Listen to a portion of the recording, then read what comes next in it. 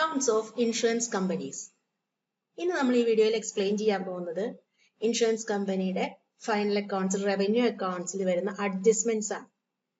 Previous വീഡിയോയിൽ revenue അക്കൗണ്ടും അതിന്റെ ഫോർമാറ്റും നമ്മൾ എക്സ്പ്ലെയിൻ ചെയ്തിരുന്നു.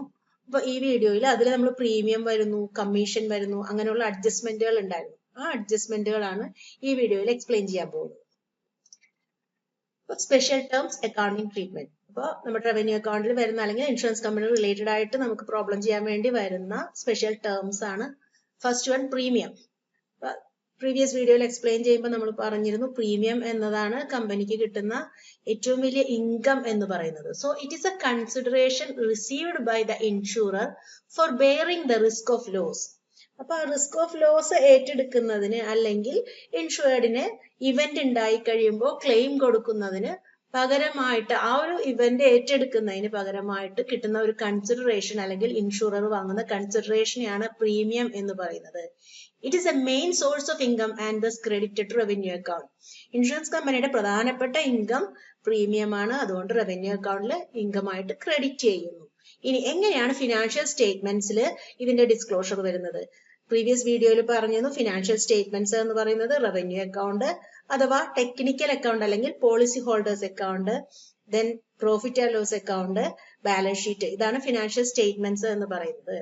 അപ്പോ it is shown in revenue account schedule 1 premium. അപ്പൊ പ്രീമിയം എന്നുള്ള ഐറ്റം കിട്ടിക്കഴിഞ്ഞാൽ ഷെഡ്യൂൾ 1 റവന്യൂ അക്കൗണ്ടിൽ ഷെഡ്യൂൾ 1 കാണിക്കേണ്ടുന്നത്. Then outstanding premium is given in trial balance. ഇപ്പൊ ഇനി ഔട്ട്സ്റ്റാൻഡിംഗ് അതായത് പ്രീമിയം ഇനി നമുക്ക് റിസീവ് ചെയ്യാനുണ്ട്, ഔട്ട്സ്റ്റാൻഡിംഗ് ഉണ്ട്, അത് ട്രയൽ ബാലൻസിലാണ് തന്നിരിക്കുന്നതെങ്കിൽ ബാലൻസ് ഷീറ്റിൽ schedule 12 advances and other assets എന്നുള്ള ഹെഡിൽ മാത്രം കാണിച്ചാൽ മതി. ഇനി ഔട്ട്സ്റ്റാൻഡിംഗ് പ്രീമിയം അഡ്ജസ്റ്റ്മെന്റിലാണ് തന്നിരിക്കുന്നതെങ്കിൽ അഡ്ജസ്റ്റ്മെന്റിൽ തരുന്ന ഐറ്റമൊക്കെ സാധാരണ ഫൈനൽ അക്കൗണ്ട് പ്രിപ്പയർ ചെയ്യുന്ന പോലെ തന്നെ ഏതെങ്കിലും 2 സ്ഥലത്ത് വരും. അപ്പോ റവന്യൂ അക്കൗണ്ടിൽ ഷെഡ്യൂൾ 1 വരും, ബാലൻസ് ഷീറ്റിൽ ഷെഡ്യൂൾ 12 വരും. അപ്പൊ അഡ്ജസ്റ്റ്മെന്റ് തന്നിട്ടുണ്ടെങ്കിൽ റവന്യൂ അക്കൗണ്ടിലും വരും, ബാലൻസ് ഷീറ്റിലും വരും. Then if premium received in advance, ഇനി നേരത്തെ റിസീവ് ചെയ്തിരിക്കുകയാണെങ്കിൽ അത് ട്രയൽ ബാലൻസിലാണ് തന്നിരിക്കുന്നതെങ്കിൽ ബാലൻസ് ഷീറ്റിൽ മാത്രം കാണിക്കുക, ഷെഡ്യൂൾ 13 കറണ്ട് ലയബിലിറ്റീസില്. Then premium received in advance അഡ്ജസ്റ്റ്മെന്റിലാണ് തന്നിരിക്കുന്നതെങ്കിൽ അത് 2 സ്ഥലത്ത് വരും. അഡ്ജസ്റ്റ്മെന്റ് തരുമ്പോൾ എപ്പോഴും 2 സ്ഥലത്ത് വരും. അപ്പോ ഷെഡ്യൂൾ 1 റവന്യൂ അക്കൗണ്ടിൽ ഷെഡ്യൂൾ 1 പ്രീമിയത്തിൽ നിന്ന് ഡിഡക്ട് ചെയ്യുക, കാരണം ഇൻകം റിസീവ്ഡ് ഇൻ അഡ്വാൻസ് ആണ്, അടുത്ത പീരീഡിലേക്കുള്ളത് ഇപ്പൊ തന്നെ കിട്ടിയേക്കാണ്. ദെൻ ബാലൻസ് ഷീറ്റിൽ ഷെഡ്യൂൾ 13 കാണിക്കുക. ഇതാണ് പ്രീമിയത്തിന് വരുന്ന പ്രധാന അഡ്ജസ്റ്റ്മെന്റ്. പിന്നെ വരുന്നത് റീഇൻഷുറൻസ് പ്രീമിയം അക്സെപ്റ്റഡും സെഡഡുമാണ്. Reinsurance. Reinsurance is an arrangement where one insurance company, called as reinsurer, insures the whole or part of the subject matter which is already insured by another insurance company, that is reinsured or ceding company, for a share of premium. അപ്പോ reinsurance എന്ന് പറഞ്ഞാൽ ഒരു company അതിന്റെ risk of loss ഒന്ന് കുറക്കുന്നതിന് വേണ്ടിയിട്ട് part of risk മറ്റൊരു കമ്പനിയുമായിട്ട് share ചെയ്യുകയാണ് ചെയ്യുന്നത്. ആ കമ്പനിയുടെ റിസ്ക് ക്ലെയിമുകൾ, ഇപ്പൊ ഒരു കമ്പനിക്ക് ഒത്തിരി ക്ലെയിമുകൾ കിട്ടിക്കഴിഞ്ഞാൽ അതിനനുസരിച്ചിട്ട് അത് റിസ്ക് അതിന് കൂടുകയാണ്. കാരണം അത്രയും റിസ്ക്, പോളിസി റിലേറ്റഡ് ആയിട്ടുള്ള റിസ്ക് ആ കമ്പനി മറ്റൊരു കമ്പനിയുമായിട്ട് ഷെയർ ചെയ്യുകയാണ്. അപ്പൊ അതിന് പകരമായിട്ട് ആ കമ്പനിക്ക് ഏത് കമ്പനിയുമായിട്ടാണോ ഷെയർ ചെയ്യുന്നത് ആ കമ്പനിക്ക് അതിന്റെ പ്രൊപ്പോർഷനേറ്റ് ആയിട്ടുള്ള പ്രീമിയവും, എത്ര എമൗണ്ടിനുള്ള റിസ്ക് ഷെയർ ചെയ്യുന്നുണ്ടോ അതിന്റെ പ്രൊപ്പോർഷനേറ്റ് ആയിട്ടുള്ള പ്രീമിയവും കൊടുക്കുന്നു. So in such a case, the original insurer pays the premium to the reinsurer and the former is said to have ceded a part of his business to other insurer to reduce the risk. അപ്പോ ഇവിടെ insurer ആണ്, original insurer ആണ് premium മറ്റേ റീഇൻഷുറർക്ക് കൊടുക്കുന്നത്. അപ്പൊ അതുകൊണ്ട് original ഇൻഷുററെ പറയുന്നതാണ് original insurer have ceded A part of his business, ഒരു ബിസിനസിന്റെ ഒരു പാർട്ട് സീഡ് ചെയ്തു. Then on the event of claim, it will be shared by the insurers in proportion to the risk underwritten by them. ഇനി event ഉണ്ടായി കഴിഞ്ഞാൽ അല്ലെങ്കിൽ claim വരുമ്പോൾ ഈ 2 ഇൻഷുറൻസ് കമ്പനിയും കൂടെ അവരെ എത്രത്തോളമാണ് അവർ തമ്മിലുള്ള എഗ്രിമെന്റ് അതനുസരിച്ചിട്ട് അവർ ഷെയർ ചെയ്യുകയാണ് ചെയ്യുക. Then premium on reinsurance accepted and premium on reinsurance ceded. The premium received by the reinsurer from the reinsured or original insurer is called premium on reinsurance accepted. അപ്പൊ ആ ഒറിജിനൽ ഇൻഷുററുടെ കയ്യിൽ നിന്ന് reinsurer premium വാങ്ങുന്നു. എന്തിനാണ്? അയാളുടെ risk of loss അല്ലെങ്കിൽ ആ risk share ചെയ്യുന്നതിന് വേണ്ടിയിട്ട്. അങ്ങനെ കിട്ടുന്ന പ്രീമിയത്തിനെയാണ് റീഇൻഷുറൻസ് ആക്സെപ്റ്റഡ് എന്ന് പറയുന്നത്. അപ്പൊ അത് റീഇൻഷുറർക്ക് ഇൻകം ആണ്. Similarly, the premium paid by the reinsured to the reinsurer is called premium on reinsurance ceded. അപ്പോ ആരാണോ ഒറിജിനൽ റീഇൻഷുറർ ചെയ്തത്, ഒറിജിനൽ ഇൻഷുറർ ആണ് റീഇൻഷുറർക്ക് ഒരു പാർട്ട് ഓഫ് പ്രീമിയം കൊടുത്തത്. അപ്പൊ ഒറിജിനൽ ഇൻഷുറർ ചെയ്തതാണ് റീഇൻഷുറൻസ് സെഡഡ് എന്ന് പറയുന്നത്. It is an expense for the reinsured. Then its disclosure in the financial statement is given below. Premium on reinsurance accepted is an income and thus separately shown in revenue account under the head premium earned net. അപ്പോ reinsurance premium accepted എന്ന് പറഞ്ഞാൽ income ആണ്. അതുകൊണ്ട് അതിനെ schedule 1 പ്രീമിയത്തിന്റെ കൂടെ revenue അക്കൗണ്ടിൽ add ചെയ്യുന്നു. Then premium on reinsurance ceded എന്ന് പറഞ്ഞാൽ എക്സ്പെൻസ് ആണ്. അതുകൊണ്ട് തന്നെ റവന്യൂ അക്കൗണ്ടിൽ ഷെഡ്യൂൾ 1 പ്രീമിയത്തിൽ നിന്നും ഡിഡക്റ്റ് ചെയ്യുന്നു. Bonus in reduction of premium. അപ്പൊ ബോണസ് എന്ന് പറഞ്ഞാൽ ഇൻഷുറൻസ് കമ്പനിയുടെ പ്രോഫിറ്റിന്റെ ഷെയർ പോളിസി ഹോൾഡേഴ്സിന് കൊടുക്കുന്നതിനെയാണ് ബോണസ് എന്ന് വിളിക്കുന്നത്. In case of with profit policies, instead of paying the share of profit, the insurance company may deduct the bonus from future premiums due from the insured. അപ്പോ bonus എന്ന് പറയുന്നത് പ്രോഫിറ്റിന്റെ share ആണ്. അപ്പൊ പ്രോഫിറ്റിന്റെ share കൊടുക്കുന്നതിന് പകരമായിട്ട് future പ്രീമിയത്തിൽ നിന്ന്, അതായത് bonus അവർ വിത്ത് profit policy ആണെങ്കിൽ അവർക്ക് ആ പോളിസി ഹോൾഡേഴ്സിന് കമ്പനിയുടെ പ്രോഫിറ്റിന്റെ ഒരു ഷെയർ കൊടുക്കണം. അപ്പൊ ആ ഫ്യൂച്ചർ പ്രീമിയം അത് കൊടുക്കുന്നതിന്, അതായത് ആ ബോണസ് കൊടുക്കുന്നതിന് പകരമായിട്ട് ഫ്യൂച്ചർ പ്രീമിയത്തിലേക്ക് ബോണസ് കൊടുക്കാതെ ഫ്യൂച്ചർ പ്രീമിയത്തിൽ നിന്നും ആ ബോണസിന്റെ അത്രയും എമൗണ്ട് ഡിഡക്റ്റ് ചെയ്ത് മാറ്റി വെക്കുന്നു. അപ്പൊ കമ്പനിയെ സംബന്ധിച്ചിടത്തോളം ഒരേ സമയം അത് ഇൻകവുമാണ് എക്സ്പെൻസും ആണ്. കാരണം ആക്ച്വലി പ്രീമിയം ഇങ്ങോട്ടേക്ക് കിട്ടാം. ഫോർ എക്സാമ്പിൾ ഇപ്പോ 10,000 ആണ് ഒരു bonus in reduction of bonus ആയിട്ട് ഈ വർഷം ഡിക്ലെയർ ചെയ്തത് 10,000 റുപ്പീസ് ആണെന്ന് വിചാരിക്കുക. അപ്പൊ ആ വർഷം തന്നെ അല്ലെങ്കിൽ നെക്സ്റ്റ് മന്തില് നമുക്ക് പ്രീമിയം കിട്ടണം, കമ്പനിക്ക് പ്രീമിയം കിട്ടണം, അതും 10,000 ആണെങ്കിൽ കമ്പനി പറയാണ്, കമ്പനി പോളിസി ഹോൾഡറെ വിളിച്ച് അറിയിക്കുകയാണ്, നിങ്ങൾ ഇത്തവണ പ്രീമിയം അടക്കണ്ട, പകരം ബോണസ് അതിലേക്ക് മാറ്റിയിരിക്കുന്നു. അപ്പൊ കമ്പനിക്ക് ഒരേ സമയം ബോണസ് എന്ന് പറയുമ്പോൾ എക്സ്പെൻസ് ആണ്, ഒപ്പം തന്നെ അത് പ്രീമിയത്തിലൂടെ ഇങ്ങോട്ടേക്ക് തിരിച്ചു കിട്ടുമ്പോൾ ഇൻകം ആണ്. അപ്പൊ bonus in reduction of premium എന്ന് പറയുന്നത് ഇൻകവുമാണ് എക്സ്പെൻസും ആണ്. It is Sean both as an income and expense. The adjusting entry for bonus in reduction of premium is bonus in reduction of premium account debted to premium account. ഇതൊക്കെ 2 marks question ആയിട്ട് എക്സാമിന് ചോദിക്കാറുണ്ട്.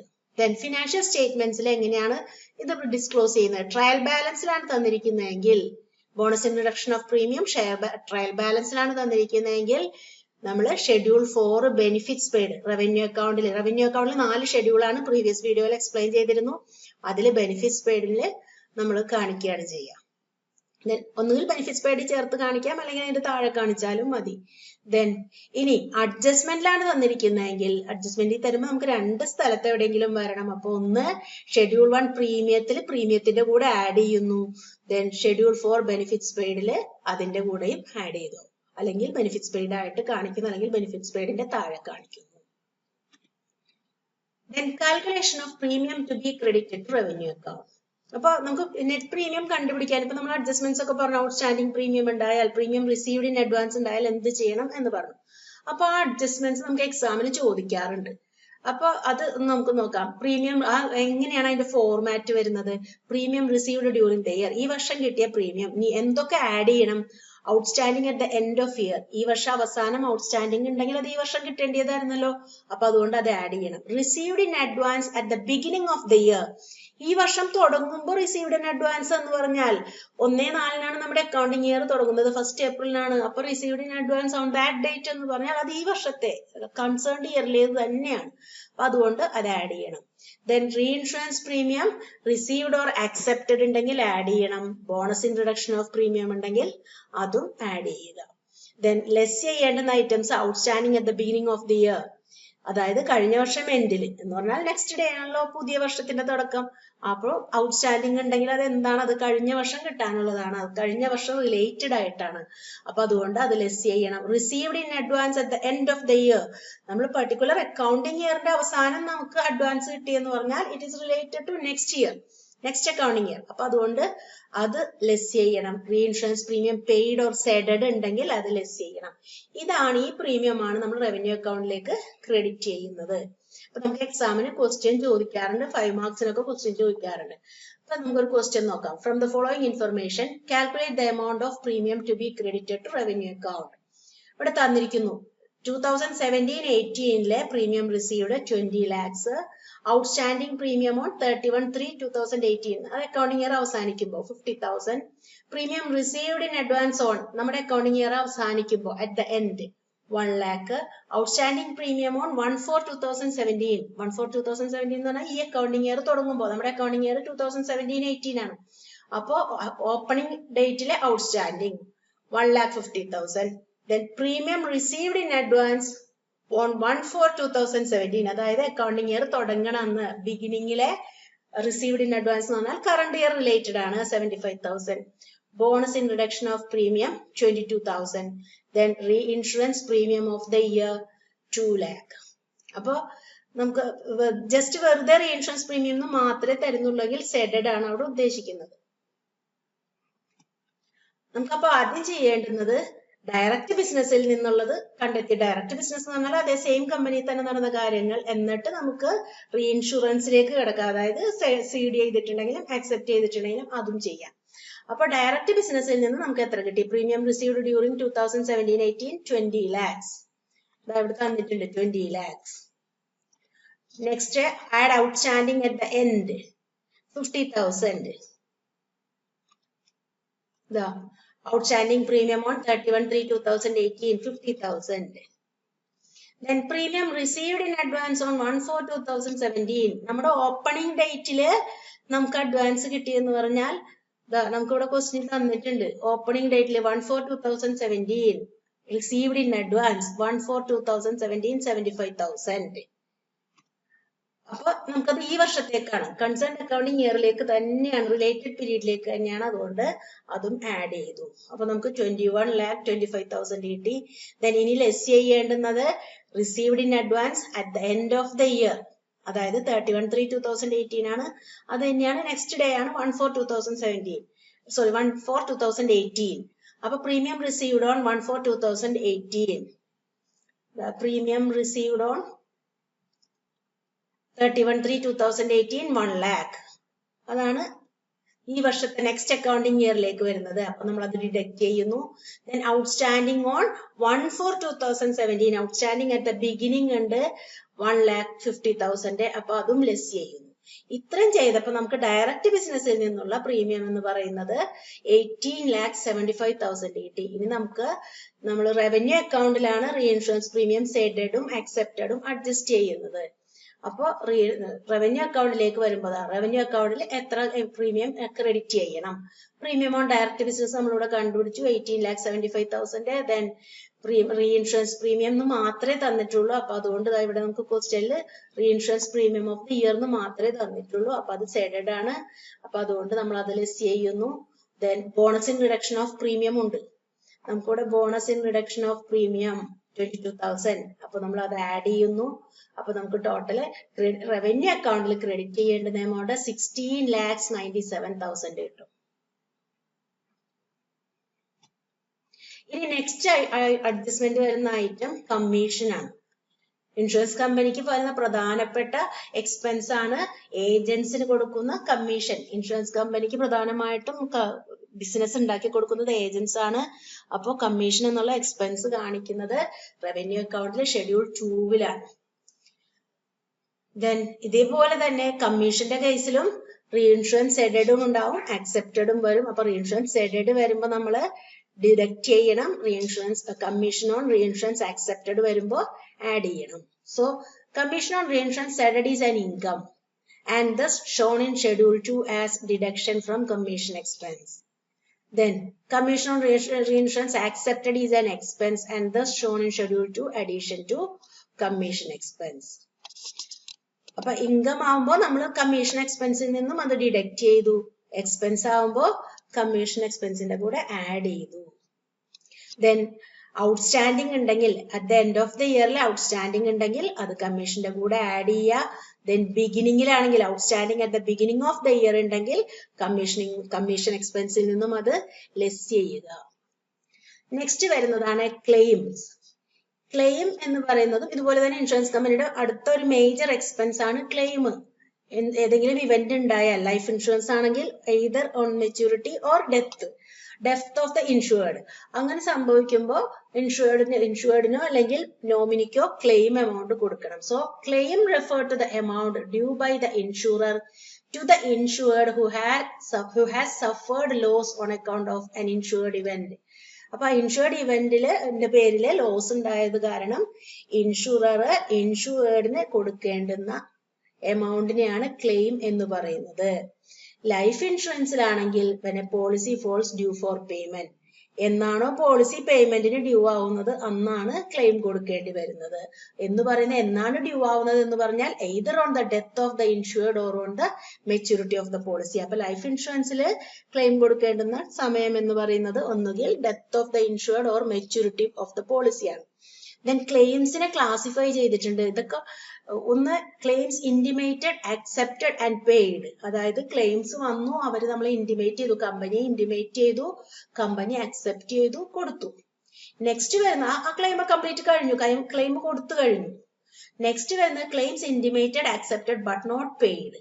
ഇവിടെ നമ്മളെ party intimate ചെയ്തിട്ടുണ്ട്, അഥവാ insured intimate ചെയ്തിട്ടുണ്ട്, company accept ചെയ്തിട്ടുണ്ട്, പക്ഷെ പേയ്മെന്റ് നടത്തിയിട്ടില്ല. സോ അത് ഔട്ട്സ്റ്റാൻഡിങ് ക്ലെയിം ആണ്. നെക്സ്റ്റ് വരുന്നത് claims intimated but not yet accepted and paid. പിന്നെ വരുന്നത് ഇൻഷുർഡ് ക്ലെയിം ഇവന്റ് ഉണ്ടായെന്ന് ഇന്റിമേറ്റ് ചെയ്തിട്ടുണ്ട്, പക്ഷെ കമ്പനി അത് അക്സെപ്റ്റ് ചെയ്തിട്ടുമില്ല, പേ ചെയ്തിട്ടുമില്ല, അതും ഔട്ട്സ്റ്റാൻഡിങ് ആണ്. നെക്സ്റ്റ് വരുന്ന ഒരു സെക്ഷനാണ് ക്ലെയിംസ് റിജക്റ്റഡ്. കമ്പനി ഒന്നായിട്ട് ആ ക്ലെയിംസിനെ റിജക്ട് ചെയ്യുന്നു, അതായത് കമ്പനി കൊടുക്കാൻ ഉദ്ദേശിക്കുന്നില്ല, ക്ലെയിമിനെ ഫുൾ ആയിട്ട് റിജക്ട് ചെയ്യുന്നു. ഇങ്ങനെയാണ് ക്ലെയിം വരുന്നത്. അപ്പൊ ക്ലെയിംസിന്റെ കാര്യത്തിൽ അക്കൗണ്ടിങ് ഇയറിന്റെ എൻഡിൽ വരുന്ന ജേണൽ എൻട്രി എന്ന് പറയുന്നത് ക്ലെയിംസ് അക്കൗണ്ട് ലെറ്റർ 2, കാരണം ഔട്ട്സ്റ്റാൻഡിങ് കാണിക്കണം. 2 claims intimated and accepted but not paid, അതാണ് outstanding 1. 2 second type of outstanding വരുന്നത് 2 claims intimated but not yet accepted and paid. Company accept ചെയ്തിട്ടില്ല, പേ ചെയ്തിട്ടില്ല. ഇനി നെക്സ്റ്റ് അക്കൗണ്ടിങ് ഇയറിന്റെ ബിഗിനിങ്ങിൽ ഇത് തന്നെ റിവേഴ്സ് എൻട്രി പാസ്സാക്കുകയാണ് ചെയ്യുക. ദെൻ എങ്ങനെയാണ് ഫിനാൻഷ്യൽ സ്റ്റേറ്റ്മെന്റ്സിലെ ക്ലെയിംസ് നമ്മൾ ഡിസ്ക്ലോസ് ചെയ്യുന്നത്? ഷെഡ്യൂൾ 4 ബെനിഫിറ്റ്സ് പെയ്ഡിലാണ് റവന്യൂ അക്കൗണ്ടിൽ ഇത് കാണിക്കുന്നത്. ദെൻ റീഇൻഷുറൻസ് സെഡഡ് ഉണ്ടെങ്കിൽ, ക്ലെയിംസ് ഓൺ റീഇൻഷുറൻസ് സെഡഡ് ഉണ്ടെങ്കിൽ ഈ ഷെഡ്യൂൾ 4 വെച്ച് തന്നെ അത് ബെനിഫിറ്റ്സ് പെയ്ഡിൽ നിന്ന് ലെസ് ചെയ്യണം. ദെൻ റീഇൻഷുറൻസ് അക്സെപ്റ്റഡ് ഉണ്ടെങ്കിൽ ഷെഡ്യൂൾ 4 ബെനിഫിറ്റ്സ് പെയ്ഡിന്റെ കൂടെ ആഡ് ചെയ്യണം. അക്സെപ്റ്റഡ് ആണെങ്കിൽ ആഡ് ചെയ്യുക, ദെൻ സെഡഡ് ആണെങ്കിൽ ലെസ് ചെയ്യുക.